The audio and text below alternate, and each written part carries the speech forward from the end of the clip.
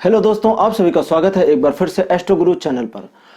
Tarot with Krishna के एक नए एपिसोड के साथ मैं आपके सामने हूं और आज मैं बात करूंगा कि आपका जून का महीना कैसा होने वाला है। इसके लिए मैंने पिक अ कार्ड का एक सेशन तैयार किया है जिसमें 3 पाइल्स रहेंगी। पाइल नंबर 1, जैसा कि अब आपकी स्क्रीन पर तीनों पाइल्स एक साथ दिखाई जा रही हैं, रेड हार्ट, ब्लू हार्ट और ब्लैक हार्ट। 3 कलर के हार्ट्स हैं जिसमें से रेड पाइल नंबर 1 रहेगा, ब्लू पाइल नंबर 2 रहेगा और ब्लैक पाइल नंबर 3 रहेगा। तो इन तीनों में से जिसको भी आप सबसे पहले लाइक करते हैं, सबसे पहले पसंद करते हैं, उसे अपनी पाइल माने और उसके हिसाब से आज की रीडिंग को देखें और जानें कि जून का महीना आपके लिए कैसा होने वाला है। शुरू करने से पहले आपको बता दूं कि हर बार की तरह टाइम स्टैम्प पाइल्स के अकॉर्डिंग डिस्क्रिप्शन में दे दिए गए हैं, साथ साथ कमेंट सेक्शन में भी टाइम स्टैम्प दिए गए हैं। आप अपने पाइल की टाइम स्टैम्प पर जाकर क्लिक करके सीधे अपनी पाइल की रीडिंग को देख सकते हैं, वीडियो को फास्ट फॉरवर्ड भी कर सकते हैं।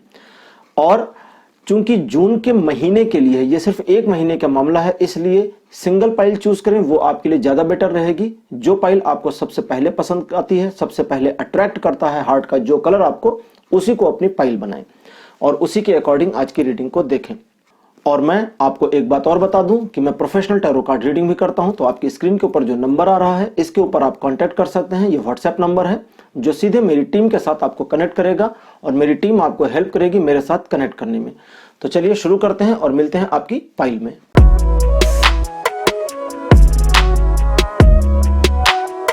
हेलो पाइल नंबर 1, आप सभी का स्वागत है आपकी रीडिंग में। अगर आपने रेड कलर का हार्ट चूज किया था तो आपकी पाइल नंबर 1 है और अब आपके लिए मैं रीडिंग करूंगा और जानूंगा कि जून का महीना आपके लिए कैसा रहने वाला है और इस महीने के लिए क्या गाइडेंस टैरो से आपके लिए आ रही हैं और अदर एस्पेक्ट्स में जेन कार्ड्स के आपके लिए क्या मैसेज हैं। इन सारी चीजों को आज के इस वीडियो में कवर करेंगे। तो सबसे पहले शॉर्ट में जान लीजिए कि जून का महीना कैसा रहेगा। एस ऑफ द स्वॉर्ड्स पहला कार्ड आपके लिए आया है। दूसरा कार्ड आपके लिए आया है पैग ऑफ द स्वॉर्ड्स का। कार्ड नंबर 3 की पोजीशन पर आपके लिए है 4 of the cups. Number 4 card आपके लिए है नाइट ऑफ द वॉन्ड्स और लास्ट कार्ड आपके लिए आया है 9 ऑफ द स्वॉर्ड्स का। तो 5 कार्ड्स मेरे पास आ चुके हैं। पाइल नंबर 1, जून का महीना आपके लिए काफी ज्यादा उतार चढ़ाव जैसा रहेगा। भागा भागी बहुत इस महीने में रहेगी। अप्स एंड डाउन्स भी रहने की संभावनाएं हैं। इस महीने आपको अपनी इमेज पर बहुत ज्यादा फोकस करने की जरूरत है, अन्यथा किसी प्रकार की इमेज डैमेज वाला नुकसान आपको झेलना पड़ सकता है। कुछ लोग इस महीने आपको धोखा देने का भी काम कर सकते हैं। अगर आप पाइल नंबर 1 है तो इसलिए थोड़ा सावधान रहें। और धोखा देने का काम मोस्टली वो लोग करेंगे जो पहले भी एक बार आपको धोखा दे चुके हैं। तो जो लोग एक बार आपके साथ विश्वासघात कर चुके हैं उनसे थोड़ा सावधान रहने की कोशिश करिएगा। साथ ही साथ आपको प्रभावित किए जाने की भी संभावनाएं इस महीने बन सकती हैं। लोग आपको प्रभावित करके अपना फायदा निकालने की कोशिश करेंगे, लेकिन जैसा कि अभी आप फील कर रहे होंगे कि इस जून के महीने के लिए एक होप आपके मन में है, कुछ करने की चाह मन में है, लेकिन कंफ्यूजन भी आपके मन में है और आप समझ नहीं पा रहे हैं कि इस महीने किस तरह से आप अपनी इस कंफ्यूजन को क्लियर करके अपने कार्य को आगे बढ़ाएंगे। लेकिन कुछ मामलों में आप चीजों को सिर्फ इसलिए करना चाहते हैं क्योंकि आपको कुछ लोगों को करके दिखाना है या अपने आप को साबित करना है। तो इन चीजों से बचने की कोशिश करें। साबित करने के लिए कुछ भी ना करें, किसी के लिए कुछ ना करें, बल्कि अपने लिए करें। जितना ज्यादा फोकस अपने ऊपर रखेंगे, एक स्वार्थी व्यक्ति की तरह से इस महीने काम करेंगे, लेकिन इस बात का बिल्कुल ध्यान रखते हुए कि आपकी इमेज खराब ना होने पावे, उतना ज्यादा इस महीने आपको बेनिफिट मिलने वाला है, ये भी समझ लें। साथ साथ ईश्वर आपके लिए कई सारे संदेश इस महीने लेकर के आएंगे। एक तरह से समझें तो ईश्वर की गाइडेंस इस पूरे महीने आपको मिलती रहेगी। बस आपको उनके संकेतों को समझने की जरूरत है। अगर उन संकेतों को आप सही सही समझ लेते हैं या आपका जो सिक्स्थ सेंस है उसकी अवहेलना नहीं करते, यानी इग्नोर उसको नहीं करते हैं, उसकी बात मानते हैं, तो काफी सारे मामलों में आपका सिक्स्थ सेंस, जिसे एक तरह से ईश्वर का मैसेज भी कहते हैं, वो आपकी हेल्प जरूर करेगा। तो आइए अब जानते हैं कि जेन कार्ड्स आपके लिए अदर एस्पेक्ट्स में क्या इंफॉर्मेशन लेकर के आए हुए हैं। इनकी थोड़ी और शफलिंग कर लूं, उसके बाद इनको स्प्रेड करके इनमें से कार्ड्स निकालना शुरू करेंगे। ओके,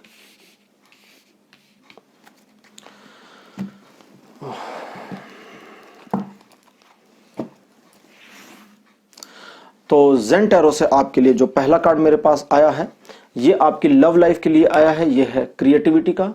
इस पूरे महीने में आपको काफी क्रिएटिव होने की जरूरत है। इस महीने आप जितना ज्यादा क्रिएटिव रहेंगे, जितना ज्यादा अपने प्रेम प्रसंगों के लिए, अपनी मैरिड लाइफ के लिए आप अपने आप को आगे लाएंगे, पहल करेंगे। जैसे कभी कभी होता है ना प्रेम संबंधों में कि आप वेट करते हैं कि सामने आपका जो पार्टनर है वो कुछ चीजों के बारे में पहल करे, आप इंतजार करते रह जाते हैं और पहल नहीं होती, चीजें हट जाती हैं, टल जाती हैं। तो वो ना करें, पहल इस महीने आपको करना होगा। दूसरे, इस महीने कुछ ऐसी चीजें भी आपके लव अफेयर में हो सकती हैं जो आपके लव अफेयर को एक स्पिरिचुअल वे की ओर लेकर के जाना शुरू करें।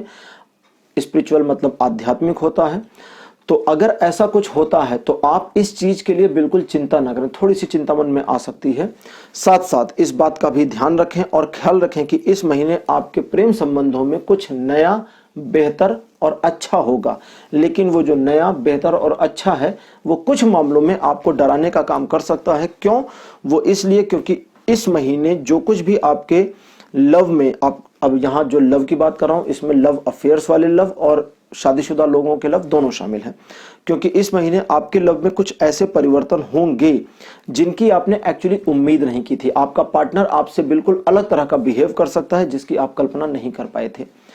अब बात करते हैं हमारे अगले एस्पेक्ट की जो है कैरियर। कैरियर के लिए एग्जॉशन का कार्ड आया है और कैरियर के मामले में एग्जॉशन का कार्ड सिर्फ एक चीज को समझाता है। वो ये बताता है कि आप अपने कैरियर को लेकर के बहुत ज्यादा अपने आप को तनाव में ना लाएं। इसके लिए मैं आपको सिंपल सी चीज बताता हूं। जैसे मान लें अभी आप जॉब में, पहले जॉब वालों के लिए बता दूं फिर बिजनेस वालों के लिए बताऊं।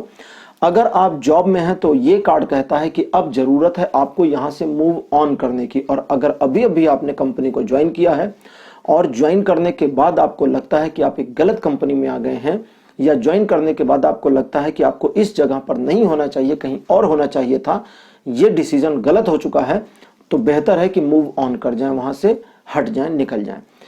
अब चूंकि आपने अभी जल्दी में ज्वाइन किया है तो जल्दी जल्दी में छोड़ दीजिए, कोई ऐसी बड़ी बात नहीं है, कोई नुकसान नहीं होता है।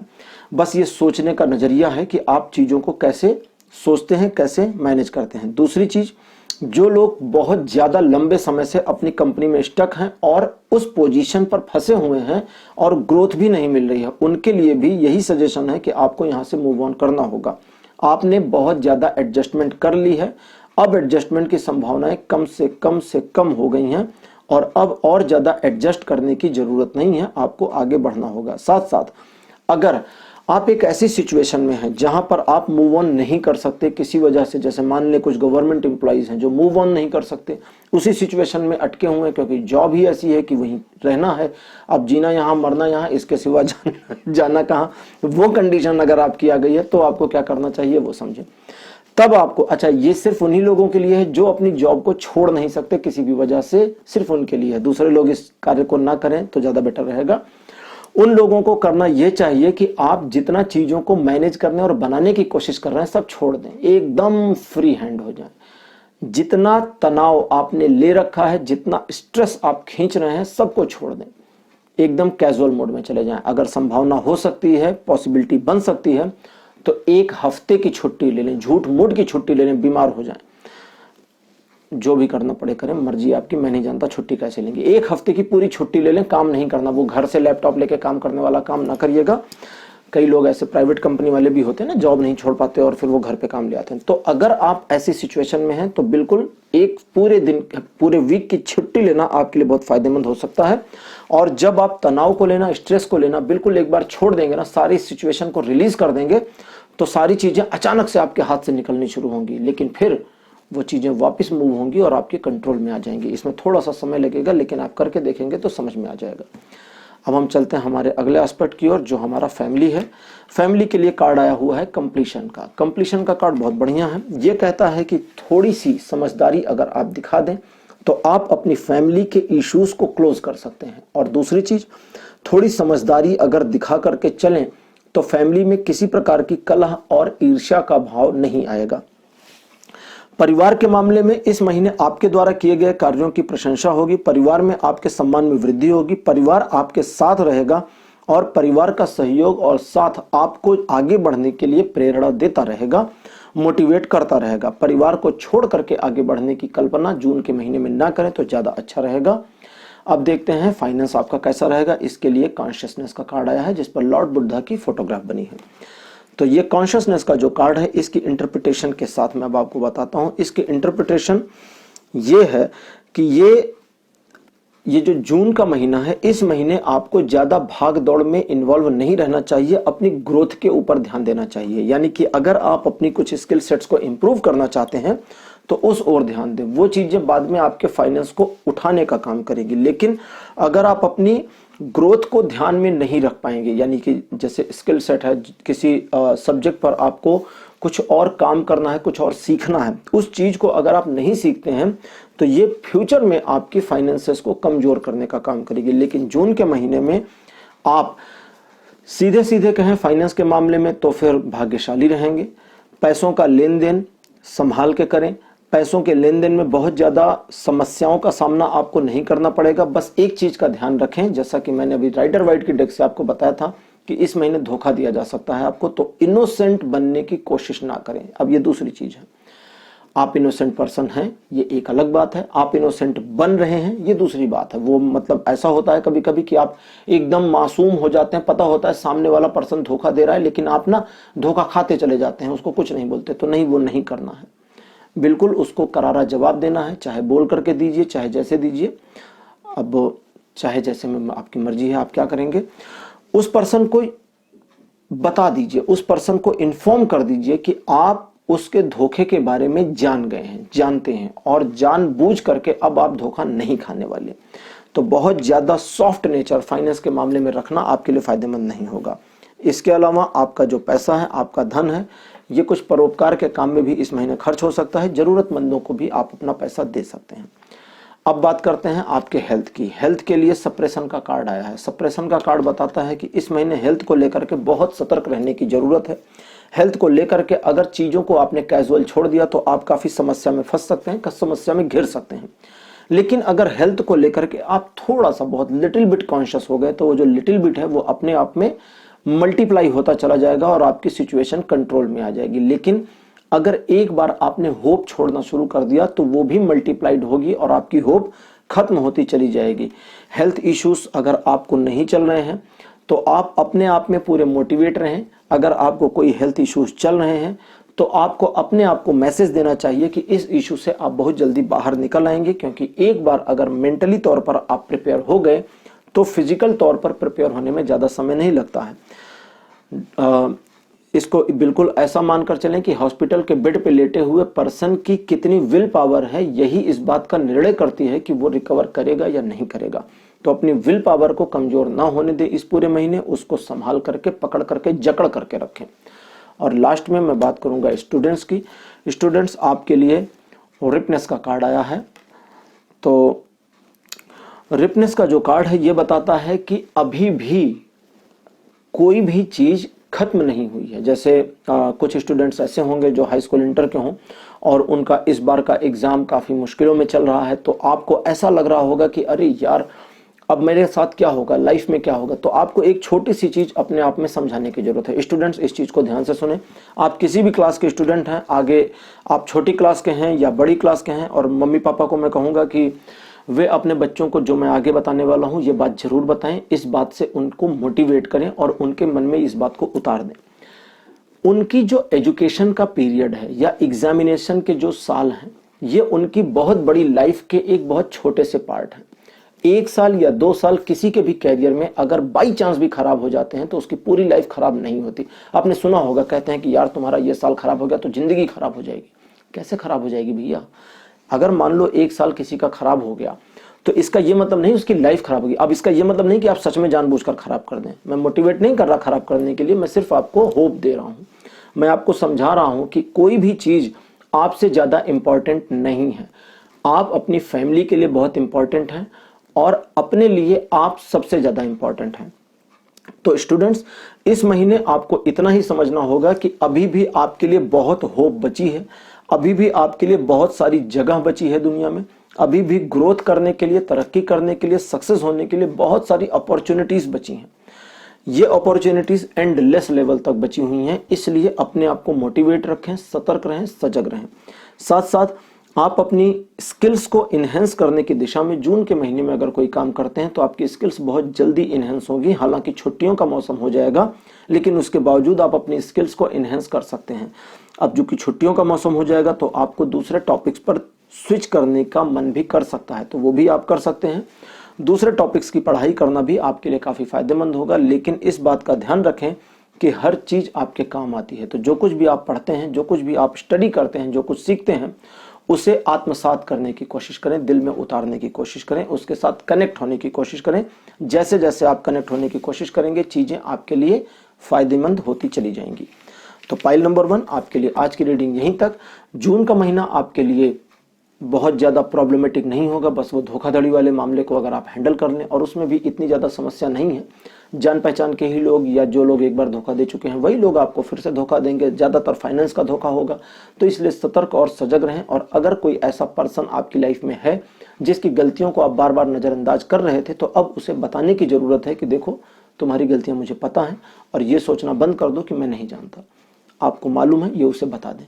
ये बताने से उसका मोरल थोड़ा डाउन हो जाएगा, आपका मोरल अप हो जाएगा, और चीज़ों को आप अपने हिसाब से मैनेज कर पाएंगे। तो फाइल नंबर 1 आपके लिए इतना ही। आज की रीडिंग, आज का वीडियो आपको कैसा लगा, कमेंट सेक्शन में ये इन्फॉर्मेशन लिखना ना भूलिएगा। और साथ साथ इस वीडियो को लाइक करिए, चैनल को सब्सक्राइब करिए। अगले वीडियो में आपसे फिर मुलाकात होगी, तब तक के लिए बाय बाय।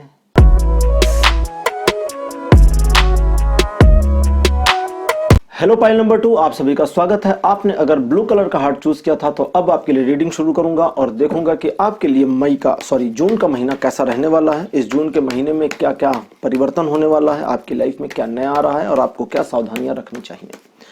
तो चलिए शुरू करते हैं और जानते हैं कि इस महीने आपके लिए चीजें कैसी रहने वाली हैं। तो पाइल नंबर 2 आपके लिए पहला कार्ड आया है 4 ऑफ द वॉन्ड्स का। कार्ड नंबर 2 आपके लिए है 9 of the wands. Number 3rd position पर आपके लिए है 5 ऑफ द पेंटिकल्स। और नंबर 4th पोजीशन पर है जस्टिस। और लास्ट कार्ड आपके लिए आया हुआ है 9 of the swords. 9 of the swords pile number 1 के लिए भी लास्ट कार्ड ही आया था, और अनफॉर्चुनेटली आपके लिए भी लास्ट कार्ड आया है। खैर कोई बात नहीं है, इंटरप्रिटेशन में देखते हैं कि इंफॉर्मेशन क्या देते हैं। जैसा कि आप जानते हैं, चीजें अभी तक आपके कंट्रोल में चल रही हैं। एक प्रकार से इत्मीनान वाला मामला चल रहा है, बहुत ज्यादा प्रॉब्लम नहीं है, लेकिन पैसों की समस्या तो बनी हुई है। पैसे इस समय काफी ज्यादा मेजर कर रहे हैं, और कई लोग ऐसे भी होंगे जिनका पैसा उनके काम नहीं आ रहा होगा, सिचुएशन ऐसी हो गई होगी। तो इस समय आप अपने आप को जस्टिफाई करने की कोशिश कर रहे होंगे कि जीवन आपका कैसा चल रहा है, जीवन में क्या परिवर्तन हो रहा है, जो हो रहा है वो क्या हो रहा है। कंफ्यूजन भी है, जस्टिफिकेशन भी आप अपने आप को दे रहे हैं। लेकिन फ्यूचर के लिए आपके लिए एक गाइडेंस ये है कि अगर आपको कोई डिसीजन लेना हो तो पक्षपात ना करें, बिना पक्षपात के डिसीजन ले, वही आपके लिए फायदेमंद होगा। दूसरे, आपका शाई नेचर इस पूरे महीने में आपको आगे बढ़ने से रोक सकता है, इसलिए अपने शाई नेचर पर थोड़ा सा काम करने की जरूरत है, थोड़ा सा बोल्ड होने की जरूरत है। दूसरे, अपनी योजनाएं किसी को बताने की जरूरत नहीं। जो भी प्लान्स आपके हैं इस महीने के, वो किसी के साथ डिस्क्लोज ना करें उन्हें। अगर आप अपने अंदर समा नहीं पा रहे हैं, छिपा नहीं पा रहे हैं, और आपका मन कर रहा है कि किसी से कह दें, तो उसे कागज पर नोट कर लें, एक पेपर पर, डायरी पर नोट कर लें, वो आपके लिए अच्छा रहेगा। अब लास्ट में, इस पूरे महीने में आपको लीगल मामलों के लिए थोड़ा सा सावधान रहना चाहिए। कुछ लीगल इश्यूज आपकी लाइफ को हिट कर सकते हैं और आपको तनाव में डाल सकते हैं। अगर लीगल मामला कोई आपका चल रहा है और उसकी डेट जैसे पड़ती है ना, डेट आजकल तो हमारे इंडिया में डेट महीने भर बाद पड़ती है, और बाई चांस आपके किसी लीगल इशू की जिसमें आपको कॉन्फिडेंस पूरी तरह से नहीं है। 2 केसेस होते हैं ना, एक में आपको पूरा पता होता है कि सब चीजें आपके फेवर में, एक में पता होता है कि यार पता नहीं इफ होगा कि बट होगा। तो उस इफ बट वाले मामले में लीगल मैटर्स की डेट्स को जून के बाद की डेट रख लें, आगे की डेट लगवा दें, जैसे भी करके लगवा दें, वो आपकी मर्जी, आप कैसे करेंगे। और इस महीने थोड़ा सा सजग और सावधान रहें। जैसे कि मैंने पहले भी बताया कि जब आपको कुछ चूज करना हो इस महीने, तो आप निष्पक्ष हो जाएं। जितना पक्षपात रहित रहेंगे, जितना बायस नहीं होंगे, अनबायस रहेंगे, उतना ये महीना आपके फेवर में रहने वाला है। और अब मैं आपके लिए देखूंगा कि अलग अलग एस्पेक्ट में आपके लिए जून का महीना कैसा रहने वाला है। जेन कार्ड्स की हेल्प लूंगा और जेन कार्ड्स आपके इस महीने के बारे में क्या बताते हैं ये मैं देखता हूं। तो इसमें आपकी लव लाइफ, फैमिली सब कुछ शामिल होगा। तो जून के महीने में आपकी लव लाइफ के बारे में जो कार्ड आया है वो है कॉन्शियसनेस का। आपकी लव लाइफ बहुत बढ़िया चलेगी। आप प्रेम संबंधों में किसी भी प्रकार के, आप लिव इन रिलेशन में हो, लवर्स रिलेशन में हो या मैरिड रिलेशन में हो, तीनों में ही आपकी संभावनाएं अच्छी रहेंगी, चीजें आपके बढ़िया चलेंगी। प्रेम संबंध एक दूसरे को परिपूर्ण करने का काम करेंगे, एक दूसरे के रिस्पेक्ट आप करेंगे और एक दूसरे के सम्मान के साथ एक दूसरे को प्रेमपूर्ण संबंधों की ओर आगे और बढ़ाने का काम करेंगे। इस महीने आपको एक चीज का ध्यान रखना चाहिए सबसे ज्यादा, और वो ये कि इस पूरे महीने अगर आपका दिल आपके लवर के लिए थोड़ा सा स्पिरिचुअल होना शुरू होता है, एक स्पिरिचुअल इम्पैक्ट आना शुरू होता है, तो घबराइएगा नहीं। वो स्पिरिचुअल इम्पैक्ट आपके लव को एक अलग एंगल पे, एक अलग लेवल पर लेकर जाएगा। जैसे कहते हैं ना कि प्यार स्वर्गिक हो गया, तो वो उस तरह की कंडीशन होनी शुरू हो सकती है। और अगर आपके लव लाइफ में किसी तरह की कुछ समस्याएं चल रही थी तो ज्यादातर मामलों में जून के महीने में वो समस्याएं सुलझने का काम कर सकती हैं। आपको पेशेंस और कॉन्शियसनेस दोनों रखनी होगी। जल्दबाजी जितनी कम करेंगे, धैर्य जितना ज्यादा रखेंगे, प्रेम संबंधों के लिए ये महीना उतना पॉजिटिव रहेगा। जितना जल्दबाज रखेंगे अपने आप को, जितना ज्यादा एक तरह से कहते हैं ना कि बहुत आक्रामक स्वभाव अपना लेंगे, उतना ज्यादा ये प्रेम संबंधों के लिए महीना बढ़िया नहीं रहेगा। अब बात करते हैं आपके कैरियर की। कैरियर के लिए आया है द बर्डन का कार्ड। द बर्डन के कार्ड की अपनी एक खूबी है, जिसमें कार्ड की जो पिक्चर है उसके हिसाब से एक आदमी के ऊपर दूसरा आदमी और दूसरे आदमी के ऊपर एक मुर्गा यानी कॉक बैठा हुआ है। ये तीन लोग एक दूसरे के ऊपर चढ़े हुए हैं मतलब ये जा रहे हैं, एक आदमी दूसरे को ढोकर ले जा रहा है और दूसरे आदमी मुर्गे को लेकर के जा रहा है। तो ये एक ऐसी सिचुएशन है जिसमें बर्डन का कार्ड ये दिखाता है कि समस्याओं के बोझ के तले दबना और दबते चले जाना। तो कैरियर में आप अपने आप को जानबूझ करके ऐसी सिचुएशन में ना फंसाएं जहां हर चीज आपके ऊपर आनी शुरू हो जाए। कम बोलें, कम इन्वॉल्व हो, थोड़ा सा जिसको कहते हैं ना कभी कभी कि हाइड हो जाइए, मिस्टर हाइड बन जाइए, थोड़ा सा वैसा बिहेवियर करने का काम करें, आपके लिए बढ़िया रहेगा। दूसरों के काम में इंटरफेरेंस कम से कम करें। इसका बेनिफिट ये होगा, जब आप दूसरों के काम में इंटरफेरेंस कम करेंगे तो दूसरों के काम के रिस्पॉन्सिबिलिटीज आपकी ओर खींचनी कम होगी। जब आप दूसरों के काम में इंटरफेरेंस ज्यादा करते हैं कि अरे इसको तो काम नहीं आता, ये तो बड़ा आसान काम है, तो हो सकता है बॉस कहे ठीक है इसका काम आज से तुम देखना, मैं इसको दूसरा काम दे रहा हूँ, बड़ा आसान है तो तुम अपने साथ इसको इन्वॉल्व कर लो, तो आपके काम का बोझ बढ़ जाएगा। दूसरी चीज, अगर आपके काम में, आपके कैरियर में आप बोझ महसूस कर रहे हैं, एक बोझिलता के नीचे दब गए हैं, तो क्या करना है आपको, चीजों को कैजुअल लेकर के चलने की जरूरत है। अब कैजुअल कैसे लेंगे, मान लेते हैं आपको 5 काम करने हैं लेकिन आपके सिर पर 10 काम आ गए हैं और उन 10 काम को करना बहुत ज्यादा मुश्किल हो रहा है, तो उन्हें सेग्रीगेट कर दें, उनको डिवाइड कर दें कि इतने काम को आप इस समय करेंगे, इतने काम को इस समय करेंगे, इतने काम को इस समय करेंगे। और ये जो डिवाइडेशन है इसकी एक रिपोर्ट बना करके अपने सीनियर को सबमिट कर दें कि आपके पास ये काम है, जिसके लिए आपने एक मेथड बनाया है ताकि काम एफिशिएंसी से हो सके, और इन चीजों को इस तरह से आप मैनेज करने की कोशिश करेंगे। आप चाहें तो डे वाइज में भी कर सकते हैं। एक बार जब वो प्रेजेंटेशन अपने सीनियर को आप दे देंगे तो वहां से क्वेश्चन हो जाएगा, और वो क्वेश्चन ही तो आपको चाहिए। जब वो क्वेश्चन हो जाएगा तो आप वहां पर अपनी बातें बता सकते हैं पॉजिटिवली, कि काम के लिए मना नहीं है, लेकिन इसको मैनेज करने के लिए जो समय चाहिए वही निकालने की कोशिश आप कर रहे थे, बस और कुछ नहीं कर रहे थे। और सीनियर को बोलिए कि आप तो काफी समझदार हैं, काफी एक्सपर्ट हैं इस चीज में, तो अगर आप गाइड करते हैं तो बहुत बढ़िया रहेगा। तो एक तरह से गेंद उसकी ओर मार दीजिए। जैसे ही आप बॉल उधर मारेंगे वो अपने आप में सिक्योर हो जाएगा, क्योंकि कोई भी पर्सन बॉल को साथ में रखना नहीं चाहता। तो तीसरी एक और संभावना यहां पर आती है, और वो ये है कि कैरियर के मामले में अब जरूरत आपको है कि आप आगे बढ़ने की सोचें। एक तो ओवरबर्डन के शिकार हैं, दूसरे आपकी बात को कोई सुन नहीं रहा। ऐसे भी होंगे ना कि सीनियर सुनेगा ही नहीं, पता है अरे मैं कोई रिपोर्ट बना दूं कुछ फर्क नहीं पड़ता उनको, वो ऐसे ही है डम्ब सारे अपने सीनियर को डम्ब बोलते हैं, और जो सीनियर है वो अपने सीनियर को डम्ब बोलते हैं, और वो जो सीनियर है वो अपने सीनियर को डम्ब बोलते हैं। तो ये सिलसिला ऐसे ऐसे चलता जाता है। जैसे वो कहते हैं ना कि आजकल की पीढ़ी, नौजवानों की पीढ़ी बुजुर्गों की रिस्पेक्ट नहीं करती, सुना है ना आपने। तो पता है आपको ये जो लाइन है कि आजकल के बच्चे तो रिस्पेक्ट ही नहीं करते, ये एक कंप्लेन है। बुजुर्गों की कंप्लेन हुई ना, ये कंप्लेन कितनी पुरानी है आप में से किसी को पता है? ये कंप्लेन 2000 साल से ज्यादा पुरानी है। जी हाँ, 2000 साल पहले सुकरात ने, वो थे ना सोक्रेट करके इंग्लिश में उनका नाम बोलते हैं, एथेंस में थे, उन्होंने अपनी एक बुक में ये लिखा था कि आजकल की नई पीढ़ी पुरानी पीढ़ी की रिस्पेक्ट नहीं करती। तो ये कंप्लेन 2000 साल से चली आ रही है और अगले 2-3 हजार साल तक ऐसे चलती रहेगी। तो इन चीजों पर दिमाग ना लगाएं। अगर आप अपने कैरियर में बर्डन महसूस करते हैं और आपको लगता है कि इस बर्डन को क्रॉस करने का कोई जरिया रास्ता नहीं है, तो मूव ऑन करने की बिल्कुल जरूरत आपको है। अब बात करते हैं आपके फैमिली लाइफ की। फैमिली लाइफ के लिए एग्जिस्टेंस का कार्ड आया है, बड़ा बढ़िया, बड़ा प्यारा कार्ड आया है। इसको फैमिली के लिए एक्चुअली आना चाहिए था। ये कार्ड सिर्फ ये बताता है कि आपकी फैमिली का हर मेंबर जरूरी है, रिस्पेक्टिव है, और हर मेंबर की अपनी एक पोजीशन, अपनी एक एग्जिस्टेंस भी है। हर मेंबर की बातों को आप नजरअंदाज ना करें। कभी कभी आपकी फैमिली के जो छोटे, सबसे नन्हे वाले सदस्य हैं, वो भी आपको कोई ऐसी एडवाइस कर सकते हैं जो आपके बड़ी काम आ जाए। तो अगर इस पूरे महीने में आप किसी समस्या में हैं और बड़े लोग, समझदार लोग, होनहार लोग आपकी मदद नहीं कर पा रहे, तो अपनी समस्या को सरल शब्दों में अपने परिवार में किसी छोटे बच्चे को बताइए, उससे आइडिया लेने की कोशिश करिए।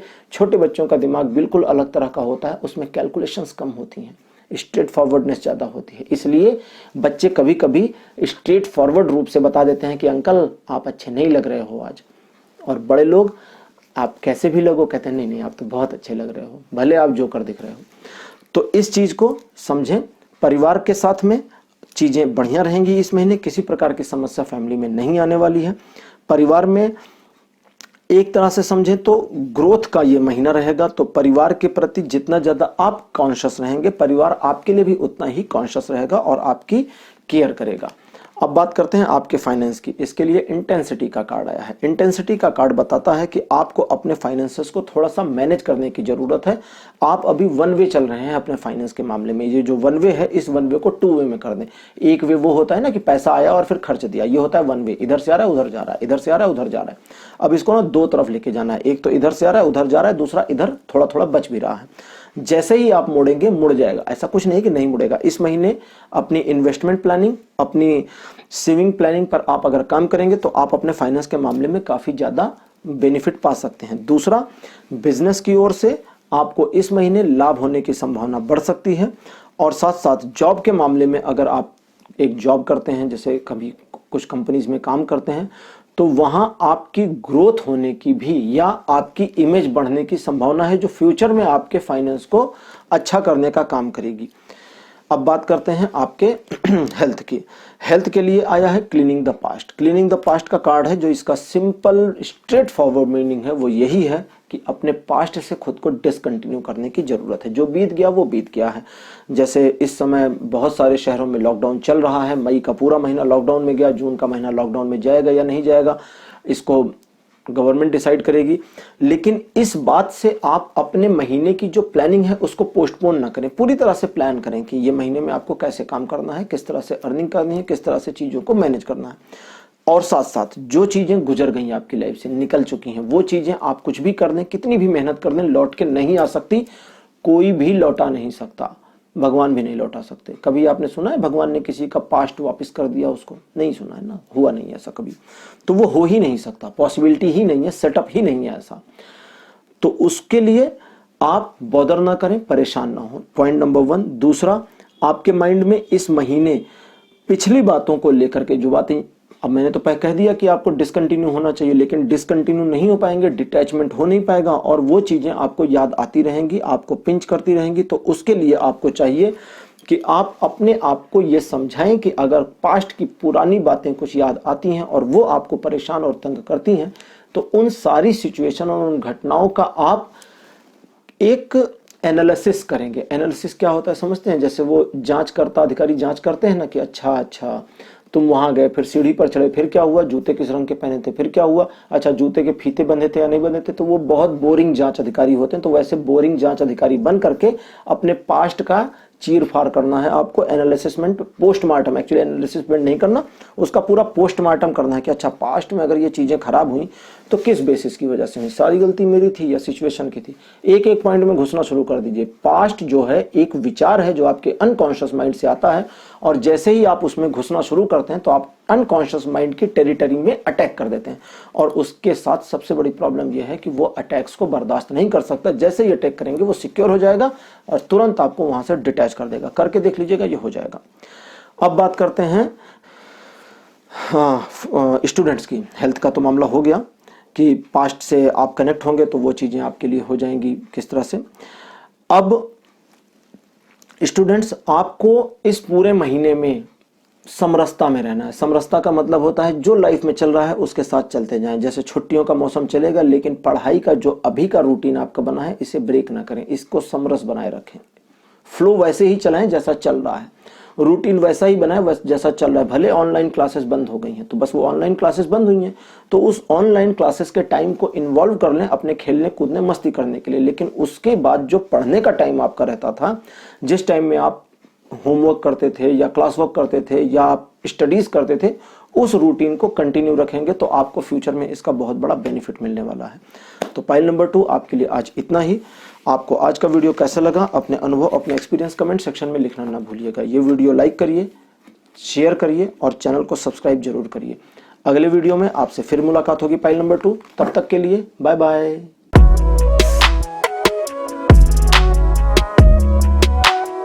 हेलो पाइल नंबर 3, आप सभी का स्वागत है। आपने अगर ब्लैक कलर का हार्ट चूज किया था जैसा कि स्क्रीन पर आपको दिख रहा है तो आपकी पाइल नंबर है 3। और अब मैं आपके लिए रीडिंग शुरू करूंगा और देखूंगा कि जून का महीना आपके लिए कैसा जाने वाला है, क्या क्या चीजें आपके लिए आने वाली हैं, किन चीजों का ध्यान रखना चाहिए, टैरो की गाइडेंस क्या है और जेन कार्ड्स की गाइडेंस आपके लिए क्या है। तो चलिए, शफलिंग का कार्य कंप्लीट हुआ और अब हम देखते हैं कि आपके लिए क्या चीजें आ रही हैं। पहला कार्ड आपके लिए आया है 2 ऑफ द स्वॉर्ड्स का। आपके लिए सेकंड पोजीशन पर जो कार्ड आया हुआ है ये है द मून का, और तीसरा कार्ड आपके लिए आया है 6 ऑफ द पेंटिकल्स का। मेरे 2 वीडियोस पर कोई एक यूजर है जिनका नाम मैं नहीं लूंगा, वो लिख रही हैं कि कार्ड्स निकालते समय कैमरा बंद मत करिए और ये फेक लगता है। तो उनको मैं कहूंगा मैडम थोड़ा आंखें खोल कर देखिए, मैं कभी भी कैमरा बंद नहीं करवाता हूं और कार्ड्स आपके सामने शफल करता हूं, स्प्रेड करता हूं और निकालता हूं। शायद वो किसी काम में इन्वॉल्व नहीं होंगी और उन्होंने कुछ मतलब मोबाइल ऐसे रखा होगा और किसी से बात करने के बाद देखा होगा ओह कृष्णा ने तो कार्ड निकाल लिया। तो मैडम थोड़ा ध्यान दें प्लीज। मैं उनका नाम बिल्कुल डिस्क्लोज नहीं करूंगा, उन्होंने 2 कमेंट्स किए हैं मेरे 2 अलग अलग वीडियोस पर, तो मैं उनको यहां पर बता दे रहा हूं। तो 6 ऑफ द पेंटिकल्स तीसरा कार्ड आपके लिए है। और अब चौथा कार्ड आपके लिए निकालता हूं जो है 10 ऑफ द वॉन्ड्स, और 5वां कार्ड आपके लिए है द डेविल। बहुत बढ़िया कार्ड आया है। डेविल के कार्ड को देखकर अपने दिमाग में कोई बातें ना लाएं, डेविल बहुत बढ़िया कार्ड है। मेरे फेवरेट कार्ड्स हैं कुछ टैरो में, जिनमें से ये एक है। बहुत बढ़िया, बहुत प्यारा कार्ड है। डेविल बड़े इनोसेंट हैं, बिल्कुल भी वैसे नहीं है जैसा इनको इंटरप्रेट किया गया है, जैसा इनके बारे में गलत झूठी अफवाहें फैलाई गई हैं। ये बहुत अच्छे व्यक्ति हैं एक्चुअली में। जो लोग मेरे साथ पहली बार जुड़े हैं और मेरी रीडिंग को फर्स्ट टाइम देख रहे हैं, जो रेगुलर देखते हैं उनको तो पता ही है, मैंने बताया, लेकिन जो फर्स्ट टाइम देखते हैं उनको भी मैं बता दूं कि डेविल को कहते हैं शैतान, और शैतान होता है नरक का राजा, और नरक होता है बुरे लोगों का अड्डा, यानी सारे बुरे लोग जाते हैं नरक में। अब अगर धर्म ग्रंथों की बात माने और जो धार्मिक प्रवचन देते हैं उनकी बात माने कि शैतान बुरा होता है, वो तुम्हें बुराई की ओर ढकेलता है, तो इसका मतलब शैतान को तो बुराई पसंद है, शैतान को तो बुरे लोग बहुत अच्छे लगते हैं। तो जब बुरे लोग नरक में आएंगे तो शैतान तो इनके साथ मिलकर पार्टी करेगा, अरे वाह भैया आ गए, है ना। लेकिन शैतान क्या करता है, उनको पनिशमेंट देता है, हिंदुओं के हिसाब से कढ़ाई में डाल के उबालता है और दूसरे धर्मों में और भी सजाएं हैं। वो कहते हैं नरक की अग्नि में जलोगे, अनंत काल तक नरक की अग्नि में जलते रहोगे। तो एक तरह से ये सारी पनिशमेंट देने का काम शैतान के जिम्मे है। तो इसकी सीधी सीधी मीनिंग है कि वो बुराई को पसंद नहीं करता है, वो बुरा है। क्यों? क्योंकि वो बुरे लोगों को पनिशमेंट देता है। तो जो बुरा व्यक्ति है उसको पनिशमेंट देने के लिए अच्छा आदमी नहीं चाहिए, और ज्यादा बुरा इंसान चाहिए। मतलब अब इंसानों की भाषा में तो इंसान कहेंगे ना, हालांकि वो एक देवता हैं, गॉड हैं। जैसे अब मैं किसी धर्म की बात नहीं करूंगा और रीडिंग करूंगा ताकि ये जल्दी से खत्म हो, बहुत लंबा वीडियो इसको मैं खींचना नहीं चाहता हूं। तो पाइल नंबर 3 आपके लिए इस पूरे महीने में, जैसा कि आप जानते हैं कि आप एक दुविधा के शिकार रहे हैं, थोड़ा डिप्रेस कंडीशन आपकी हो रही है और आप बिल्कुल परेशान हैं कि इस महीने क्या होगा आपकी लाइफ में, कैसे चलेंगी सब चीजें, बहुत ज्यादा समस्याएं, बहुत ज्यादा चुनौतियां, बहुत सारी जिम्मेदारियां आपके सिर पर आ गई हैं। लेकिन इस चीज को जान लें कि डेविल जब आपकी मदद करने आए हैं तो हर समस्या, हर चुनौती, हर जिम्मेदारी आसानी से हैंडल हो सकती है। बस आपको क्या नहीं करना है, बुरा व्यक्ति नहीं बनना है, किसी का बुरा नहीं देखना है, किसी का बुरा करना नहीं है। आप अपनी सिचुएशन में अगर खुद को फंसा हुआ फील करते हैं तो इस सिचुएशन से बिल्कुल निकल सकते हैं।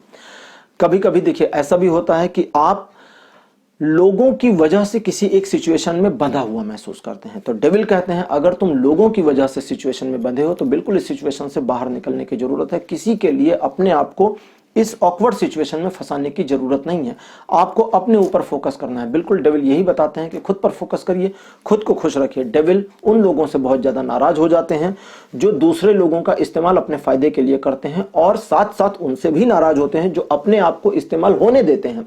तो अगर कोई आपको यूज कर रहा है तो वहां रेजिस्ट करें, और अगर आप किसी को यूज करना चाहते हैं तो ये ना करें, आपके लिए बहुत फायदेमंद रहेगा। साथ साथ इस महीने धन को लेकर के थोड़ी समस्या का सामना करना पड़ सकता है, लेकिन अगर आपकी धन की स्थिति अच्छी है, दो कंडीशन है, दोनों में से पहली बता दूं फिर दूसरी बताता हूं। पहली तो ये है कि आपकी धन की कंडीशन अच्छी नहीं है और आपको धन की समस्या से दो चार होना पड़ेगा, तो कोशिश करें कि उधार लेना ना पड़े। पहली कोशिश तो यही रखें। और दूसरी कोशिश ये करें कि अगर कोई व्यक्ति आपको मदद करता है, सपोज किसी ने हेल्पिंग हैंड बढ़ाया और आपने हेल्प ले ली इस सिचुएशन में जबकि आपको हेल्प की जरूरत है, तो उसकी हेल्प को कहीं नोट डाउन करें, याद करने के लिए लिख लें, क्योंकि सिचुएशन ही ऐसी होंगी कि आप उसकी मदद को भविष्य में भूल जाएंगे, कृतज्ञ हो जाएंगे। कृतज्ञ मतलब जो एहसानों को भूल जाता है। तो ऐसे व्यक्ति बनने से आपको बेनिफिट नहीं है, क्योंकि फिर डेविल के कोप का यानी इनके गुस्से का शिकार आप होंगे और आपको नुकसान होगा फाइनेंशियली बहुत ज्यादा। तो बेहतर है कि उन चीजों को नोट करें कि फला व्यक्ति ने फला सिचुएशन में मेरी मदद करी थी। पॉइंट नंबर 1 ये हो गया। और उसकी मदद के बदले आप भविष्य में जब सक्षम हो जाएं तो उसको रिटर्न दे दें। जब भी रिटर्न देना हो, थैंक यू भी एक रिटर्न होता है। उसकी मदद को याद रखना काफी लंबे समय तक कि हाँ जी आपने मेरी मदद करी थी जब मैं प्रॉब्लम में था, ये भी बहुत बड़ा रिटर्न अपने आप में कि कम से कम आपने याद तो रखा आज के कलयुग के जमाने में, वरना तो लोग भूल जाते हैं। और दूसरा है उसकी मदद, जो भी उसने आपकी मदद करी थी उस पूरी मदद को एक सम्मान के साथ वापस करना कि ये अब मेरी जरूरत पूरी हो गई है और मेरे पास अब चीजें हैं, तो ये आप अपना चीज वापस ले लें, जो भी चीज से उसने मदद करी थी, पैसा या सामान जो भी है व्हाटएवर। दूसरी सिचुएशन ये होगी कि आप में से कुछ ऐसे लोग होंगे जो बहुत सक्षम हैं, पैसे की कमी नहीं है, और उनके सामने कोई पर्सन होगा, रिलेटिव होगा, पड़ोसी होगा, कोई फ्रेंड होगा जिसे मदद की जरूरत है, तो वहां पर मदद बिल्कुल करें, उसकी मदद के लिए आगे आए। लेकिन जब आप मदद करेंगे तो मदद सिर्फ मदद के लिए करें। मदद का मतलब होता है मदद करना। मदद का ये मतलब नहीं होता कि मैंने तुम्हारे लिए कुछ किया है तो बाद में तुम मुझे ये वापस कर देना, फिर तो वो एक तरह का एक्सचेंज ऑफर हो गया ना, कि मैंने ये किया तुम वो कर दो। तो वो एक्सचेंज ऑफर में ना करें। आपने हेल्प कर दी तो सिर्फ हेल्प करने के लिए हेल्प करें, और अगर वो पर्सन आपको कहता है कि मैं आपकी मदद को बाद में रिटर्न कर दूंगा, तो उसे कहें ठीक है, जब आपके पास होगा आप कर दें, कोई जरूरत नहीं है, कोई मतलब परेशान होने की जरूरत नहीं है कि ये करना ही है। आपके पास होगा तो रिटर्न कर दें, नहीं होगा तो ना करें। और उम्मीद ना करें कि वहां से रिटर्न आएगा, उम्मीद ना करें कि वो आपके एहसानों को मानेगा। ये जो चीजें हैं, उम्मीद अब आपकी मैं तोड़ रहा हूं, ये उम्मीद इसलिए तोड़ रहा हूं कि आपके जीवन में चीजें अलग तरह से बन सकें, फूल खिल सकें।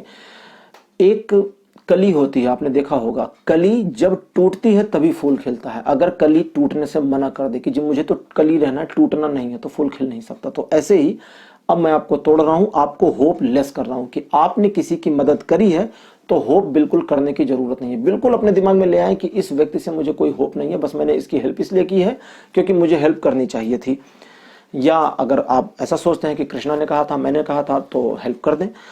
भविष्य में इसका क्या आउटकम होगा, क्या प्रतिफल होगा, इसके लिए चिंता भी ना करें, वो प्रतिफल अपने आप आएगा। कली जब टूटती है तो कली को पता नहीं होता ना कि फूल में क्या खिलेगा। फूल तो जब खिलता है तब पता चलता है कि अच्छा ये फूल है, और उस समय तक कली खत्म हो चुकी होती है। तो वो ऐसा ही मौसम होगा, ऐसा ही माहौल होगा। दूसरे, इस पूरे महीने में आपके लिए बर्डन थोड़े से ज्यादा हो सकते हैं, रिस्पॉन्सिबिलिटीज थोड़ी सी ज्यादा हो सकती हैं। उन रिस्पॉन्सिबिलिटीज को कैजुअल लेने की कोशिश करेंगे और अपनी जिम्मेदारी मानने की कोशिश करेंगे, तो उन रिस्पॉन्सिबिलिटीज से छूटना भी शुरू हो जाएगा और उनको आराम से निपटा भी ले जाएंगे। तो इन चीजों का आपको ध्यान रखना जरूरी है। अब देखते हैं पाइल नंबर 3 आपके लिए अदर नए कह रहा हूं, डिफरेंट एस्पेक्ट्स में ये महीना आपके लिए कैसा रहेगा, लव, कैरियर, फाइनेंस, इन सब चीज़ों में। तो पाइल नंबर 3 आपके लिए सबसे पहले लव के बारे में देखते हैं। आपके लव के लिए जो कार्ड आया है ये है बियॉन्ड इल्यूशन। तो ये कार्ड कहता है सिंपल कि अपने प्रेमी या प्रेमिका के ऊपर ट्रस्ट करते हैं तो उसे उसकी ट्रस्ट में छोड़ दें, उसके ऊपर आपको भरोसा है तो उस भरोसे के साथ अपने आप को स्टिक करें और उम्मीदें बंद कर दें। प्यार में उम्मीदें नहीं की जाती, प्यार तो प्यार है, प्यार सिर्फ आता है। प्यार में आप उम्मीद नहीं कर सकते ना कि 1 किलो प्यार आएगा कि 4 किलो वो आजकल थोड़ा सा चल गया है ना, आई लव यू टू, तो कहते हैं आई लव यू 2 3 4 5 6, और आयरन मैन ने तो 3000 तक कर दिया था। तो खैर वो एक मजे लेने वाली चीज है जिसे आप मजे के लिए यूज कर सकते हैं, लेकिन उम्मीद, शांत रहें, क्लोज रखें अपने आप को। प्यार है तो है और उस प्यार के साथ अपने आप को स्टिक रखें। आपको इस महीने अपने प्रेम संबंधों में कुछ नए नए चीजें देखने को मिलेंगी। एक तरह से समझें कि आपको अपने प्रेमी से सरप्राइजेस देखने को मिलेंगे, लेकिन वे सरप्राइजेस क्या होंगे इसके बारे में कोई भी उम्मीद ना करें, क्योंकि अगर आपने होप करी कि अच्छा ये सरप्राइज हो सकता है या वैसा हो सकता है और वो हुआ तो आप सरप्राइज नहीं होंगे, क्योंकि आपको पहले से पता है।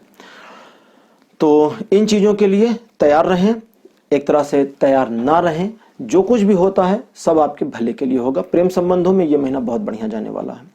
अब बात करते हैं आपके कैरियर की। कैरियर के लिए न्यू विजन का कार्ड आया है। न्यू विजन का कार्ड यानी कि इस बार ये बड़ी मजेदार और गजब की बात है कि तीसरी पाइल में लगातार ये चीज आ रही है कि अब जरूरत है, अगर आप किसी ऐसी पोजीशन पर हैं जहां से आगे बढ़ सकते हैं तो बढ़ जाएं, मूव ऑन करने की जरूरत है।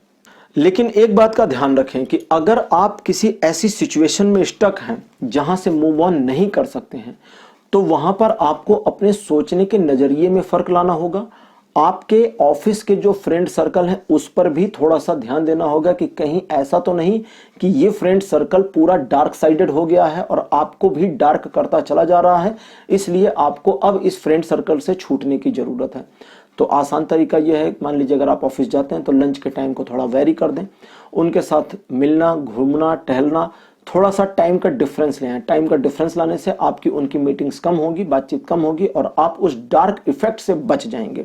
लेकिन अगर आप मूव ऑन कर सकते हैं तो मूव ऑन करने की दिशा में आगे बढ़ें, बट एक चीज का ध्यान रखिएगा, हाइक लेके जाइएगा। सेम सैलरी पर बिल्कुल नहीं जाना, लो सैलरी पर तो जाने का सवाल नहीं उठता। फिर तो जहां पर हैं, जिस सिचुएशन को टॉलरेट कर रहे हैं उसको टॉलरेट करें। इस सिचुएशन को अगले 6 महीने आप ऐसे ही टॉलरेट कर सकते हैं, कोई प्रॉब्लम नहीं आएगी। लेकिन अपने माइंड में एक नई विचार, नई सोच को जन्म लेने दें। अपने माइंड को इस तरह से प्रिपेयर करें कि आपका माइंड आपके कैरियर के लिए नई नई थिंकिंग करना शुरू करे। आप जम जाते हैं, रुक जाते हैं, एकदम आइस की तरह, बर्फ की तरह से जमे रह जाते हैं, तो उस बर्फ को पिघलाने की जरूरत है। आपको कैरियर वाइज थोड़ा सा और ज्यादा थिंकर होना चाहिए। थिंकिंग करें, सर्च करें और लाइफ में आगे बढ़ें। अब देखते हैं आपके फाइनेंस की कंडीशन कैसी रहेगी इस जून के महीने में। आपके लिए रिबल का कार्ड आया है। रिबल का कार्ड मुझे बताता है कि फाइनेंस की कंडीशन में इस महीने आपको कुछ नई चुनौतियों का सामना करना पड़ सकता है, लेकिन साथ साथ अच्छी चीज ये है कि वे चुनौतियां आपको परिपक्व करने का काम करेंगी। कुछ ऐसे मामलों में आपके धन के खर्च होने की संभावना है जिसे रोकने की आप कोशिश करेंगे लेकिन रुक नहीं पाएगा, और कुछ मामलों में आपका धन आपके लिए थोड़ी सी मुसीबत पैदा करने का काम कर सकता है। बट अगर आप अपने रूटीन को ब्रेक कर सकते हैं, अपने शेल को तोड़ सकते हैं, अपनी जो क्राइटेरिया पैसों के मामले में आपने एक बना रखी है कि मेरे पैसे ऐसे ऐसे ऐसे खर्च होंगे, ऐसे ऐसे ऐसे इन्वेस्ट होंगे, उन सारी क्राइटेरियाज को तोड़ सकते हैं तो तोड़ने का काम करें। फॉर एग्जांपल, पॉजिटिव एग्जांपल देता हूं, नेगेटिव नहीं। आपने मान ले अपनी सैलरी का 20% प्लान कर रखा है कि हर महीने साइड कर देंगे, सेविंग्स में डाल देंगे, तो तोड़ दें उस 20% के बैरियर को। इस बार 30% उठा करके अलग रख दें और प्लान करें कि 70 में मुझे काम चलाना है, और अगर 70 में काम नहीं चलता तो बाद में 10 निकाल लीजिएगा, क्या फर्क पड़ता है। लेकिन आप देखेंगे कि 70 में काम चल गया, 20% का जो बैरियर पिछले काफी समय से चल रहा था वो टूट गया। अगर आपका बैरियर छोटा है, 5% 7% का है, तो उसमें 2% 4% और ऐड करने की कोशिश करें। ये हो सकता है, पॉसिबिलिटी है। इस महीने आप कुछ नई चीजें अपने फाइनेंस को मैनेज करने में सीखेंगे। इसके लिए इस दिशा में आपको भी थोड़ा प्रयत्न करने चाहिए। सब मैं ही थोड़ी बता दूंगा आपको। अब बात करते हैं आपकी हेल्थ की। हेल्थ को लेकर के ज्यादा समस्याओं का सामना नहीं करना पड़ेगा, लेकिन फिर भी आपको अपनी हेल्थ के लिए थोड़ा सा कॉन्शियस रहना है, बहुत लिटिल बिट कॉन्शियस रहना है। कॉन्शियस किस चीज पर रहना है? अपने खान पान पर, बस उतना ही करना है। आप क्या खाते पीते हैं, किस टाइम पर खाते पीते हैं, इसकी चिंता करनी है। मान लें कि अगर आप एक एम्प्लॉई हैं या एक बिजनेसमैन हैं और आपके खाने पीने का टाइम थोड़ा वेरी हो जाता है, तो थोड़ा 1 घंटे 2 घंटे आधे 1 घंटे तक चलेगा, लेकिन 2 और 4 घंटे नहीं चलेगा। वो क्या करते हैं वो लोग, ब्रंच एक नया वर्ड है जो कि दोपहर में ब्रेकफास्ट करने को कहते हैं। जो सुबह सुबह लंच होता है, सुबह सुबह ब्रेकफास्ट होता है, दोपहर में लंच होता है, इन दोनों को मिला दिया है और 2 बजे दोपहर में करते हैं, कहते हैं मैं ब्रंच कर रहा हूं, बड़े खुशी से कहते हैं। ये बड़ा ही इडियोटिक वर्ड है, इसको नहीं यूज करना चाहिए। आपको ब्रेकफास्ट में कुछ तो खा लेना चाहिए।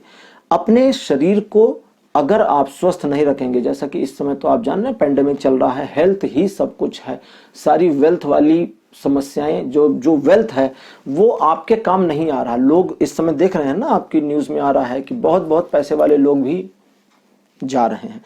तो समस्या कहाँ है? समस्या पैसे में नहीं है, समस्या है हेल्थ को मेंटेन रखने में। तो हेल्थ के ऊपर थोड़ा सा फोकस करने की जरूरत है, स्पेशली अपने खाने पीने के रूटीन पर। और दूसरी चीज, आपको अपने आप में थोड़ा सा कॉन्शियस होने की जरूरत है कि आप अपनी हेल्थ को लेके चिंता फील करें, थोड़ा सा चिंता फील करें। एक तो खाने पीने का रूटीन सुधार लें, दूसरे थोड़ी सी चिंता करें। अब यहां पर मैं अभी बोलने वाला था एक्सरसाइज करें, लेकिन इनने मना कर दिया।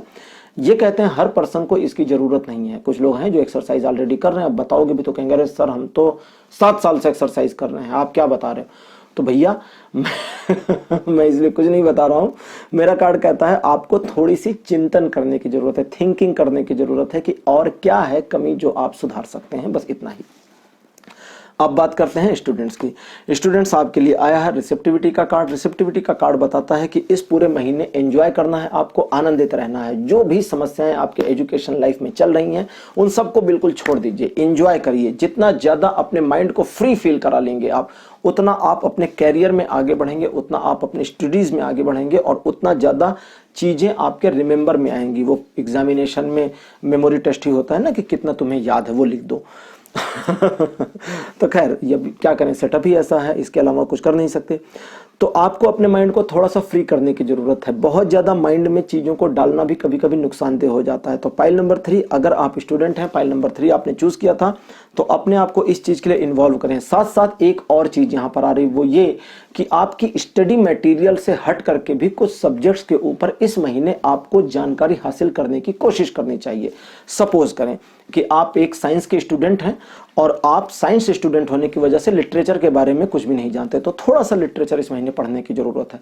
अब लिटरेचर में आप कालिदास को पढ़ेंगे, तुलसीदास को पढ़ेंगे या शेक्सपियर को पढ़ेंगे, ये आपकी मर्जी है, आपके ऊपर डिपेंड करता है। लेकिन वो पढ़ना भी आपको फ्यूचर में काफी काम आएगा, आपके कैरियर में, साथ साथ आपकी पर्सनैलिटी में इनहेंस करने में बहुत योगदान देगा। ऐसे ही अगर आप लिटरेचर के स्टूडेंट हैं तो थोड़ा साइंस की चीजें पढ़ लीजिए।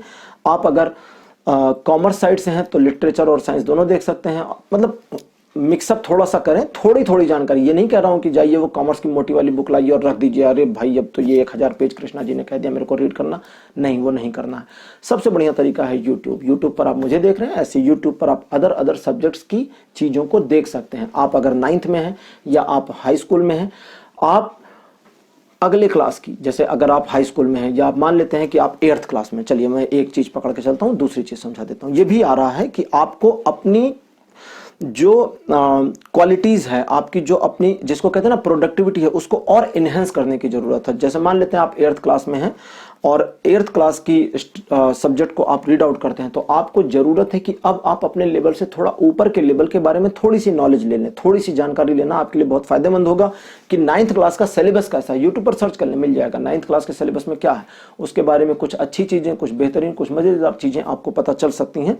मेरे साथ भी एक इंसिडेंट ऐसा हुआ था। मैं 9th में था और मैंने 11th के एक बच्चे की साइंस की बुक मांग ली थी पढ़ने के लिए। वो बड़ा हैरान हो गया था कि तुम क्या करोगे। मैंने कहा बस मुझे कुछ पढ़ना है, मैं देखना चाहता हूँ, और उसे मैंने पूरा 3 दिन में रीड आउट कर लिया था। और वो बहुत खुश हुआ था ये जानकर कि 9th का स्टूडेंट 11th की चीजों को पढ़ रहा है।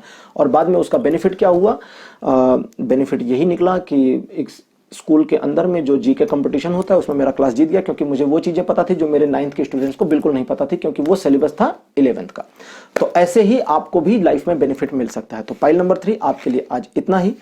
आज का वीडियो, आज का टॉपिक जो ये जून का महीना वाला था, आपको कैसा लगा? आप अपने अनुभव, अपने सुझाव कमेंट सेक्शन में लिखना ना भूलें। इस वीडियो को लाइक करिए, शेयर करिए और चैनल को सब्सक्राइब जरूर करिए।